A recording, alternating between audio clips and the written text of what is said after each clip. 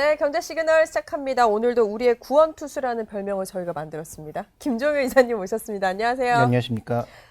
오늘 보니까 요즘 지지난주에 뵙고 반도체주가 다시 정점을 향해 가고 있다라고 봐도 되는 거예요? 우려할 시간이 좀 지났다?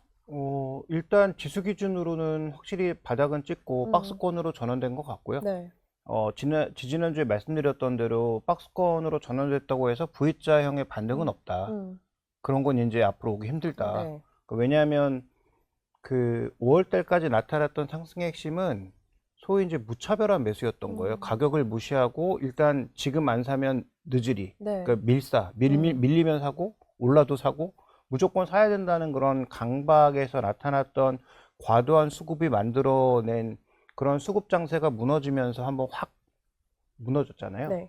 이제 그런 부분들은 펀더멘탈의 훼손은 없었기 때문에 회복된 건 맞고, 근데 생각해 보시면 8월 초반에 상승을 보였던 건 반도체가 아니에요. 가장 많이 빠졌던 코스닥부터 10% 이상의 랠리를 보였고, 그 다음에 이제 지난주에 코스피가 한 10% 정도의 반등을 보였죠. 네. 그러면 뭐 시장은 하락의 브레이크를 걸었다 정도로 봐야지, 지금 뭐 완전히 좋아졌다, 반도체가 다시 뭐 드라마틱하게 올라갈 거다는 헛된 기대라고 봐야죠. 그래서 지금은 그냥 네. 제자리를 찾고 있는 정도다라고 보시는 게 가장 합리적일 것 같습니다. 근데 오늘 보면은 또 코스피가 오르면서 반도체주가 확 오르고 뭐 중간에 조정은 받았지만 코스닥은 또 내려갔잖아요. 그러니까 약간 또 올라가기 시작하니까 반도체에 쏠리는 현상이 조금 다시 생긴다라고 봐도 되는 거예요. 그러니까 결국에. 이건 매크로의 문제예요. 그러니까 반도체는 제자리를 찾고 있는 과정은 맞는데, 미국도 보시면 최근에 이렇게 지수는 큰 변화 없는 가운데에서 종목 간의 균형이 계속 왔다 갔다 하잖아요.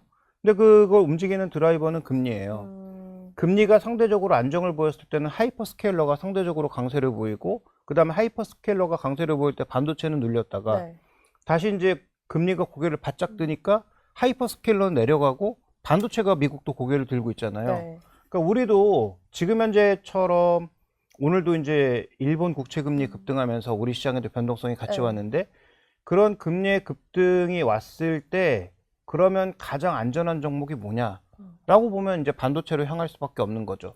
밸류도 비교적 싼 데다가 실적도 비교적 견조한 편이니까. 그다음에 오늘 뭐 다 아시는 것처럼 무디스인가요? 네. 우리 경제 그 성장률을 그것도 연 중간에 1%포인트를 올렸어요. 그니까요. 뭐 제정신은 아닌 것 같아요. 그러니까 전망 자체를 제대로 네. 못하고 있거나 제정신은 아닌 것 같은데, 이 연 중간에 1%의 성장률을 올리는 전망이 어디 있습니까? 그렇죠. 그러니까 자기들 전망이 틀렸다는 걸 그냥 인정하는 거예요. 근데 그 이유도 딱 하나거든요. 반도체의 호황을 예측하지 못했던 거죠. 그다음에 이렇게 길게 갈지도 몰랐던 거고, 무디스의 전망은 뭐 내년 뭐 상반기까지는 이어진다라고 했는데, 만약에 그 전망이 맞다면 증시의 속성상 적어도 올 연말까지 쉽게 빠질 만한 요인은 없다라고도 볼 수 있는 거죠. 선반영을 우리가 고려한다고 하더라도. 그다음에 지금 우리나라 반도체가 올해 예상된 실적, 내년 예상된 실적대로 나온다고만 하면 네. 여전히 PER 4배밖에 안 되는 수준이니까 뭐 그런 차원에서 가격 회복이 있는 상황이다 정도를 봐야 될 것 같습니다. V자까지는 아니어도 우리 개인 투자자들은 그거잖아요. 한 번 더 팍 치고 올라가는 걸 기다리는 건데, 그 중에 하나가 시장이 지금 27일이죠. 엔비디아 실적을 보고 있는데, 그때 엔비디아 실적에 따라서 최종 분기점이 되는 거 아닐까라는 의견도 있는데, 이사님은 어떻게 보세요? 분기점은 맞는데 실적이 트리거는 아닐 거예요. 엔비디아 실적이 나쁜 적이 없었잖아요. 그러니까요. 네, 그 다음에 이번에도 예상은 작년 동기 대비해서 다 100% 오르는 거예요. 매출도 100%, 이익도 100%. 그러니까 이건 기본값으로 깔고 가는 거고, 만약에 이거보다 안 나오면 오히려 변동성이 있지, 이 정도 나오는 거 가지고 올라가진 않을 거란 네. 말이죠. 근데 지금 이번에 반도체가 올라온 게 드라이버는 금리라고 말씀을 드렸지만, 또 하나의 트리거는 뭐였냐면 두 가지였죠. 엔비디아가 월가와 합쳐서 700조의 순환금융을 제공한다. 네. 그러니까 GPU를 담보로 GPU 담보 대출을 한다라는 것과, 네. 또 하나는 지금 투자 자산으로 잡혀 있을 것 같았던 소위 이제 그 클라우드들, AI 클라우드들의 그 투자 자산을 ABS로 취급하지 않겠다는 SEC의 결정. 네. 이 두 가지가 앞으로 투자가 더 되겠구나라는 그런 가능성을 부여하면서 올라온 거란 말이죠. 이번에 엔비디아도 저는 마찬가지라고 봅니다. 실적이 좋아지는 건 당연한 값이고, 네. 서프라이즈가 나온다고 해도 당연한 값이고, 그거 가지고 그렇게 흥분하지는 않을 것 같고요. 엔비디아가 과연 어디까지 이 혜택을 제공해 줄 건가. 네. 오히려 이런 것들에 좀 더 포커스를 맞출 것 같고 그에 따라서 뭐 단기적인 변동성은 있을 것이기 때문에 뭐 단기적인 분기점 정도는 될 것 같습니다. 그럼 또 하나 모멘텀으로 보는 게 이제 물가지표 일단 잘 나왔으니까 이제 월 말에 나오는 FOMC 회의록에도 좀 집중이 되고 있는데 그거는 좀 어떻게 나와야지 우리한테 큰 영향이 없는 거예요? 일단 FOMC는 제가 보기에는 그렇게 이제 더 이상 영향력을 행사하기는 어려워 보여요. 뭐 이미 시장에서는 9월달 금리 인상은 없다를 네. 그 고정값으로 매기기 시작했잖아요. 그러니까 그때 시장의 예상과 달리 금리를 뭐 올린다든지 하는 그러한 뭐 서프라이즈만 없다면 저는 뭐 FOMC가 시장에 미치는 영향은 제한적이라고 보고 있고 오히려 FOMC보다 더 영향을 미치고 있는 건 장기금리라고 네. 봅니다. 19년 만에 최고치를 기록한 미국채 장기금리, 그쵸. 그 다음에 지금 일본 10년물, 30년물도 최고치를 벗어나고 있어요. 미국과 일본이 동시 개입하면서 엔화를 눌러놨는데 이것도 다시 160엔대를 호가하고 있어요. 네. 그러니까 이런 매크로 변수들은 당장 시장의 위험이 되지 않는다고 하더라도 상단을 제약할 수 있는 요인은 분명히 됩니다. 그런 측면에서 봤을 때 우리가 조금 이 부분은 계속 체크 포인트로 봐야 될 것 같고 하반기 어떻게 보면 가장 중요한 체크 포인트가 아닐까 이렇게 보고 있습니다. 아마 많은 분들이 삼전릭스 주주환원 정책에 눈 빠지게 기다리고 계실 텐데 그래야 또 뭐 움직임도 많이 있을 것 같고 시정장고도 늘었는데 문제는 사실 실적 때도 그랬지만 눈높이일 것 같거든요. 어떻게 전망하세요? 근데 시장에서 제 생각에는 숫자를 너무 막 부르는 건 아닌가라는 생각은 들어요. 그러니까 올해 이익의 절반 내놓으라는 거잖아요. 결론적으로 삼성전자 200조, 하이닉스 100조는 올해 버는 거, 그러니까 순이익도 아니고 영업이익의 절반 내놓으라는 거잖아요. 그러면 우리가 그동안 그 노조와의 싸움에서 영업이익 30% 달라고 했을 때 얼마나 난리쳤습니까? 네. 뭐 노조가 무슨 권리로 그것도 영업이익의 30%뭐 10%를 요구하냐 이런 얘기가 계속 있었잖아요. 근데 주주가 아무리 주인이라고는 하지만 미래에 대한 투자도 속도를 내야 되는데 그 절반 달라고 하는 건 과연 적절한가요? 그다음에 삼성전자가 과연 지금 절반씩 나눠줄 정도로 그렇게 한가한 구간인가요? 그러니까 저는 당연히 주주환원 많이 해야죠. 이 정도 벌었는데 몇백 원 단위의 뭐 배당을 준다? 이 말이 안 되는 거고요. 당연히 배당 이번에 성과금 많이 줬던 것처럼 대폭 올려야 될 겁니다. 근데 지금 시장에서 요구하는 200조, 100조 정도의 수준은 저는 조금 너무 나간 게 아닌가라는 생각이고요. 그냥 글로벌 피어그룹과 비슷한 정도, 지금 마이크론이 굉장히 많이 하고 있는 것 같지만 그래봐야 뭐 시총 대비 2%대예요. 그러니까 그 정도의 환원을 해도 지금 삼성전자 기준으로 보면 거의 50조 해야 되거든요. 작은 금액은 절대 아니란 말이죠. 물론 얼마나 해야 될지는 결과물을 봐야 되겠지만 저는 시장이 요구하는 금액 정도는 아닐 것 같다. 왜냐하면 내년에 생각보다 투자해야 될 비용이 대거 늘어날 것으로 보이니까 그렇죠. 아마 이제 그 정도의 주주환원은 아닐 것 같고, 그럼 질문해 주신 그 정도의 금액이 나왔을 때 시장이 실망할까? 실망하겠죠. 근데 저는 외국인들은 실망하지 않을 거라고 봐요. 지금까지 삼성전자 1%도 안 했잖아요. 그러니까 실적이 좋던 나쁘던 주주환원이라는 걸 제대로 한 적이 별로 없습니다. 물론 예전에 대비해서 계속 올라가고는 있죠. 근데 이번에 단계를 올려서 지금 그 애플 같은 경우에도 1% 내외 정도, 연간 기준으로 1% 내외 정도의 주주환원을 계속하고 있거든요. 그러니까 이것만으로도 효과가 있단 말이에요. 삼성전자는 그동안 그 정도도 제대로 안 했잖아요. 근데 이게 만약에 2에서 3% 정도의 주주환원을 장기적으로 계속한다는 어떤 계획이 밝혀진다면 저는 그것만으로도 외국인들 입장에서는 삼성전자의 단기적인 주가 등락과 상관없이 꾸준하게 투자할 수 있는 종목으로서의 가치는 끌어올린다라고 보고 있기 때문에 그런 장기 계획이 중요한 것이지, 이번에 뭐 3년 안에 700조 하고 이거는 제가 보기엔 좀 너무 과잉된 숫자가 아닌가라고 판단하고 있습니다. 하이닉스랑 삼성도 좀 고민이 깊을 거라 생각이 드는 게 지금 국내 어쨌든 대규모 투자 이미 발표를 했고, 근데 이제 또 트럼프 대통령이 메모리 투자를 하라고 얘기를 해서 사실 무시할 수 없는 발언이긴 하잖아요. 그 가운데서 고민이 깊을 것 같긴 해요. 돈이 계속 나오는 것도 아니고 사실. 근데 우리가 지금 마스가나 미국에 원래 그 약속했던 투자도 일부러 뭉개고 있는 거잖아요. 중간선거 때문에 저는 일부러 뭉개고 있다라고 보고, 일본은 지금 2호까지 발표했지만 제가 얘기 듣기로는 우리나라에 고마워하고 있다고 해요. 왜냐면 우리나라가 뭉개고 있기 때문에 일본도 속도를 안 내도 되거든요. 안 내도 되니까. 네, 그래서 우리가 지금 이 뭉개고 있는 상황에서 오히려 오늘 보니까 우리가 요구를 하고 있던데요. 지금 핵잠 빨리 해라라고 네. 오히려 요구를 하고 있단 말이에요. 그러니까 그런 관점에서 보면 아마 제가 보기엔 트럼프 대통령이 압박을 해도 뭐 이번 선거가 어떻게 될지 모르겠습니다. 뭐 여론은 안 좋은데 뭐 민주당은 더 못하고 있으니까 뭐 어떤 결과가 나올지 모르겠지만 아마 중간 선거가 끝나기 전까지는 미국에 신규 투자를 한다? 그것도 메모리 투자를 한다는 쉽지 않은 그림일 거예요. 아마 결정도 하지 않을 것 같고요. 네. 그래서 정말 이번에 중간 선거에서 뭐 트럼프 대통령이 뭐 압도적으로 이기고 오히려 후반기에도 좀 더 힘을 낼 수 있는 그런 힘이 생긴다면 아마 그때는 무언가 결정을 할 수도 있겠죠. 근데 저는 메모리 쪽은 여전히 우리 시장이 중심이 될 거라고 보고 있고 네. 미국 쪽에 투자를 하더라도 제한적인 투자 수준에서 멈추지 않을까 이렇게 좀 보고 있습니다. 사실 그동안은 큰 관심 없이 계속 올랐기 때문에 그랬는데 이게 변동성이 워낙 심한 장세를 해서 그런지 삼성넥스 목표가 하향이 나오니까 우려하는 분들도 있거든요. 그러니까 어느 정도까지 좀 감안을 해야 될까요? 그러니까 예전에는 숫자가 좀 너무 이제 긍정적으로만 갔던 그렇죠. 것 같고 지금은 또 너무 위축되는 그런 부정적인 네. 보고서들도 있어요. 뭐 지금 뭐 100몇십만 원짜리 보고서도 있잖아요. 맞아요. 하이닉스 기준으로 네. 보면. 그러니까 그건 또 너무 위축된 것 같고 지난번 뭐 막 300만 원, 막 400만 원 불렀을 때는 너무 또 나이브한 것 같고 그래서 우리가 항상 말씀드리지만 목표가는 그 사람의 주장입니다. 그러니까 그게 된다는 보장은 아무것도 없어요. 컨센서스는 뭡니까? 여러 사람들의 주장의 평균값일 뿐이에요. 네. 평균값이 그 된다는 보장이 어디 있습니까? 평균값이 정답도 아닌데.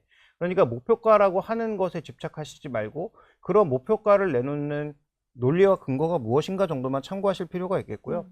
그렇다면 저는 그 중간 어디쯤 답이 있지 않을까요? 그래서 여전히 저는 목표가는 큰 의미가 없다. 지금 이 상황이 어떻게 중간에 바뀔지는 아무도 알 수 없는 상황입니다. 다만 여전히 그 어떤 부정적 시나리오를 적용해 보더라도 여전히 삼성전자하고 하이닉스는 매우 싼 상황이다. 그래서 지금 투자하는 것도 뭐 그렇게 나쁘지는 않아 보이지만 급등하는 구간에 쫓아가는 것만 조심하면 될 것 같습니다. 네.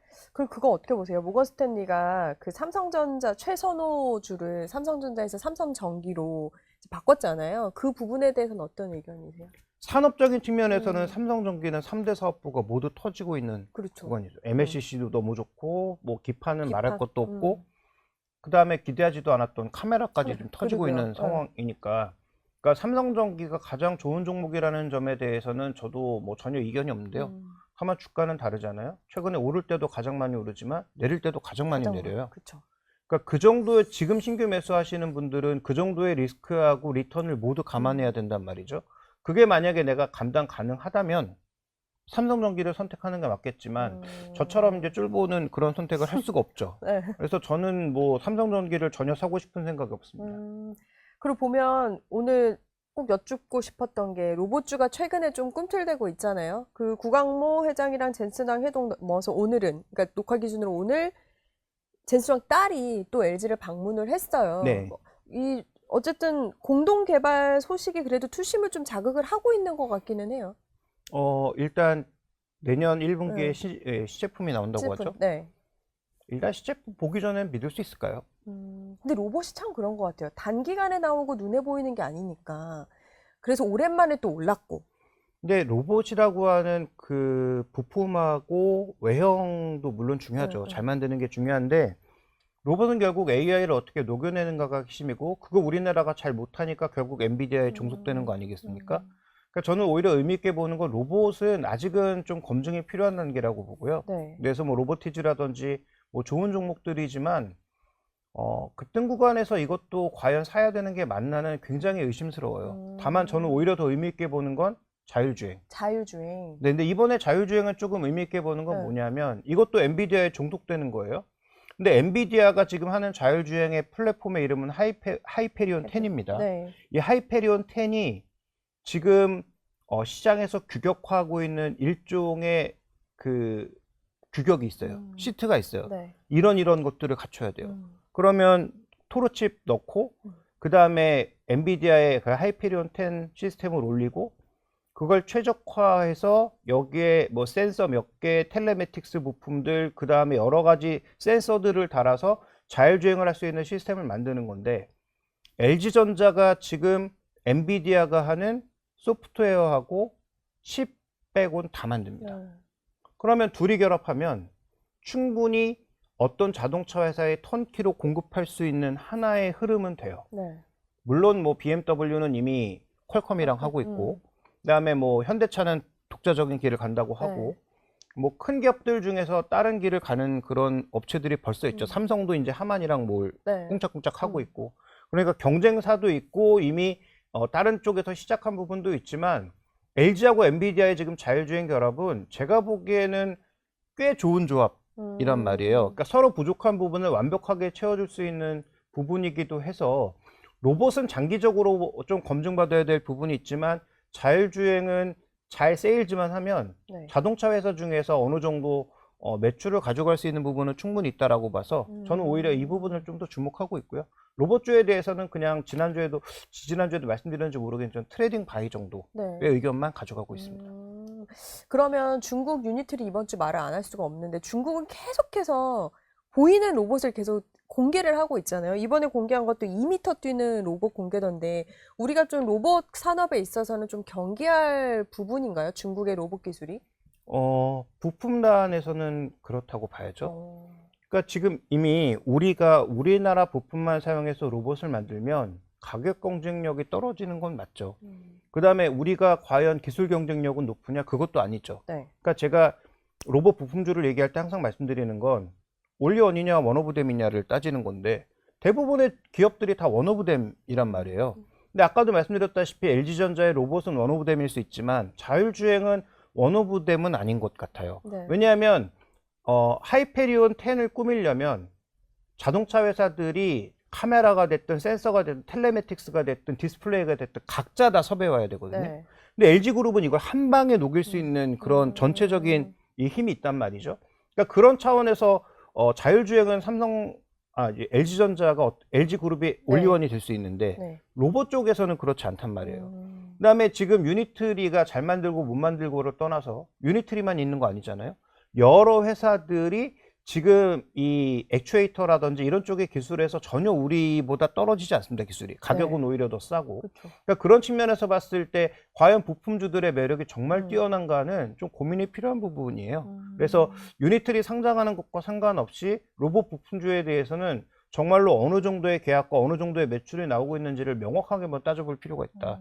그런 차원에서 저는 코스닥의 그 수많은 종목군들 중에서는 네. SPG 정도를 제외하면 아직까지 너무 큰 기대를 부여하기는 어렵다라고 보고 있습니다. 참 로봇이 기간도 좀 오래 걸리는 것 같은데 코스닥 말씀 주셨는데 이렇게 단기간에 끝나는 거 아니죠, 코스닥?